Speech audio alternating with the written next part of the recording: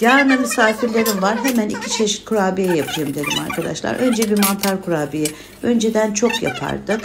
1 paket yağ koydum. 2 yumurta, 1 paket kabartma tozu, 1 su bardağı toz şeker, 4 su bardağı mısır nişastası, 1,5 su bardağı un. Ben toz şeker yerine pudra şekeri kullandım. Burada kıvam çok önemli. Şöyle ele yapışmayacak şekilde bir hamur elde ettikten sonra kurabiyelerimi soda şişesiyle hemen kakaoya batırıp şeklini verdim. Sonra da çörek otlu kurabiyeye geçtim arkadaşlar. 100 gram tereyağı, yarım çay bardağı sıvı yağ, 1 adet yumurta, 1 yemek kaşığı toz şeker, 1 çay kaşığı tuz, 1 tatlı kaşığı kabartma tozu, yarım çay bardağı çörek otu, 2,5 su bardağı un.